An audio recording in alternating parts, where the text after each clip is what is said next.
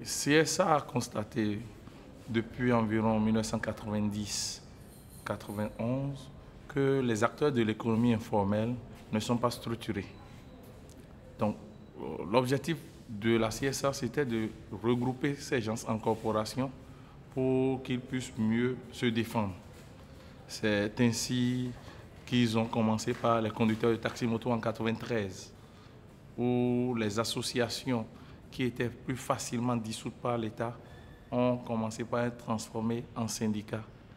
L'État n'avait plus la même main sur les syndicats pour les dissoudre comme il voulait.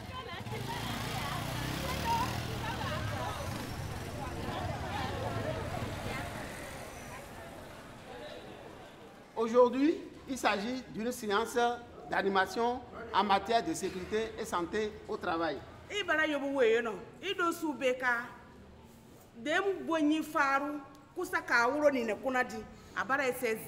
Formation kari kako tene odi annam zangai tu tuma kai don cin duwa boni nero du kuna zangai di akai mansa sai ni tu tuma na ci be ai chene sai hankan duwa chene di ngai agbe te ina boro fo isi na hankai bakin sai.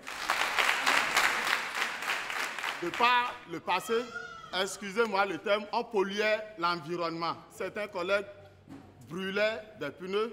Et depuis ce jour-là, nous nous sommes entendus au niveau de notre association. Maintenant, on met les pneus ensemble et nous sommes abonnés à ceux-là qui ramassent les déchets. Si on lève dans ça, on fait des nez, on est mis de l'écran à bloquer. Bon, c'est pour mon ouvert, il y a pas ça, mais mettons, il y a un c'est pour nos cranchis. Ceux qui préparent pour vendre, la première des choses, c'est la propriété. La propriété de ce que vous vendez. Parce que ce que vous vendez, on mange ça. Et l'hygiène doit être la première notion. On a parlé ici pendant longtemps, on a sensibilisé les gens ici par rapport à la mutuelle de santé qui aujourd'hui est en train d'être remplacée par le régime assurance maladie universelle. Il aurait été intéressant que vous me parliez également de comment est-ce que ça marche, cette mutuelle de santé qui a pris corps à Nati Tengou ici grâce au projet. Si je donne 600 francs par mois et que je suis à jour, mon nom est à Bakita, mon nom est à l'hôpital de zone, mon nom est au CHD. Si j'ai une dépense de 1000 francs, je paie seulement 300.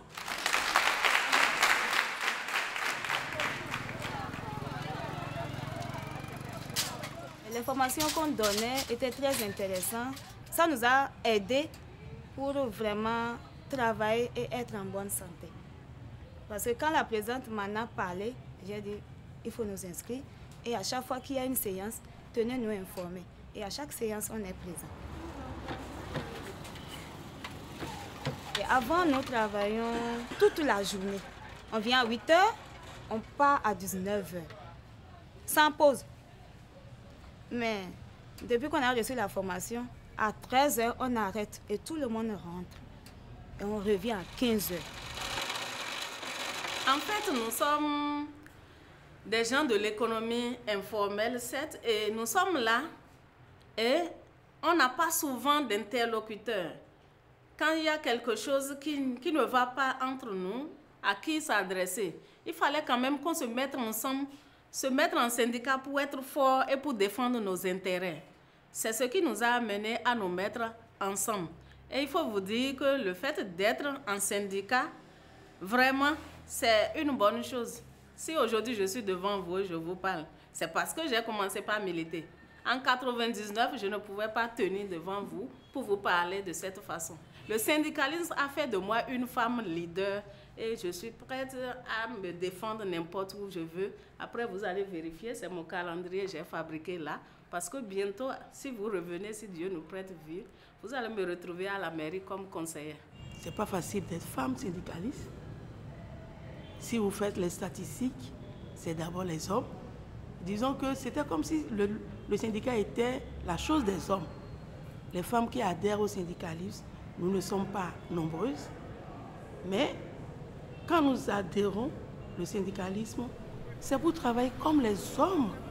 Il n'y a pas un rôle spécifique à la femme. D'abord, moi, je remercie beaucoup les organisations comme la FGTB qui exigent le genre dans le syndicalisme. S'il n'y avait pas ça, nous n'allons pas pouvoir parler aujourd'hui. La coopération internationale aujourd'hui pour nous est d'une importance capitale. Sans par exemple la FGTB, nous ne pourrions pas développer les aspects de formation. Sans la FGTB, nous ne pouvions pas, on avait développé un aspect d'achat de motos. Au départ, l'objectif c'était juste d'acheter 15 motos. Permettre à 15 conducteurs de taxi-moto en un an de devenir propriétaires, quitte à eux, sur leur remboursement, d'acheter de nouvelles motos à d'autres. Mais ça nous a permis d'aller jusqu'à 53 motos dans la chaîne de rotation. On a un plan décennal de développement pour eux. Il y a eu 791 tués en 2011. Mais en 2012, c'est 658. On ne peut pas changer totalement comme ça du jour au lendemain. C'est petit à petit. Donc, nous-mêmes, on doit tout faire pour se protéger davantage. Il y a 2 ans, comme ça, quand je viens dans la salle, c'est à peine un casque que je trouve. Ou bien, entre nous, c'est à peine un casque. Mais aujourd'hui, je vois, c'est au moins 50-55% de ceux qui sont ici, là, qui ont le casque. Progressivement, ça va venir. Donc, félicitations à vous. Et dans sisi d'arrobo et nous simi bevi tile nous simi bele na nous qu'on que gemi ouais na oui milo et oui bevi odo commissariat bon bevi odo nous mi en tant que gagné yon ou toi yon don yon défendre bon clair do aller bevi tile mele nous wa sin côté en te wa ton bo témoin bon et de do ko bon si bon témoin do de bevi ton si ouais de me jeme ata o syndicat yon tout egbe dion semi dion miro kunkun et non na mi keke blando mi a kun contrat à des moments donné boni contrat on a foi boni propriétaire et do ay ka barabara et non tafumi bon contrat no ko kwekpe vide mi la fokon et na dia rizi midi keke amlo yi keke osin mi si keke no idon syndicat wa je hun do energy o mi do we ma gbe o na yi contrat gbe dion et non blo contrat sin we ma.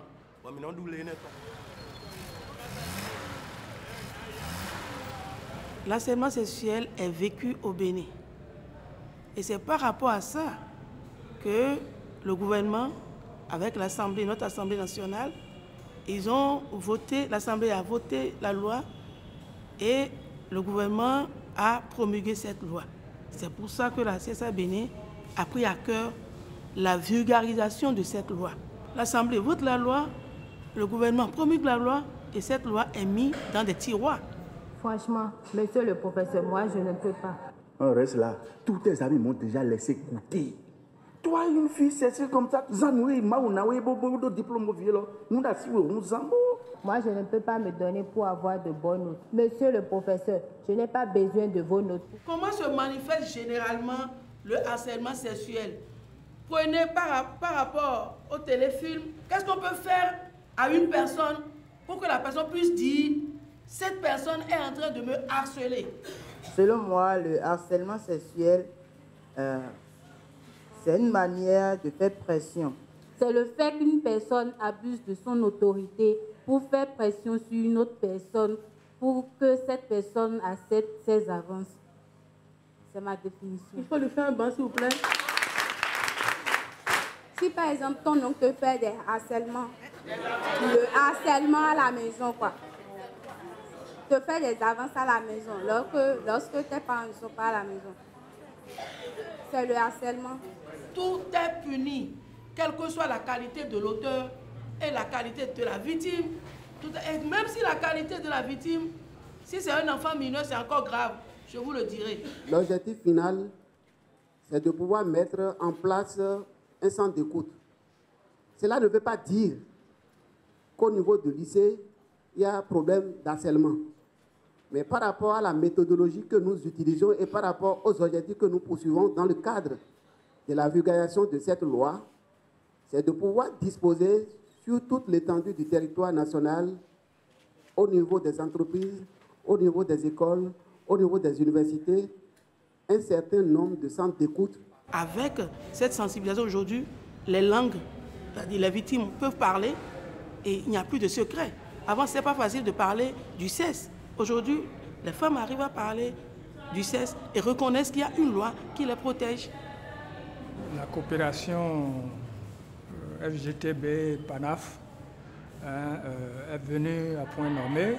La FGTB est entrée dans le partenariat à partir de 2012. C'est une période où la situation financière du projet n'était pas rose. Donc l'arrivée de la FGTB a été salutaire. Un acteur de l'économie informelle, lorsqu'il travaille, il a toujours fait des confusions, il a toujours mal géré ses sous.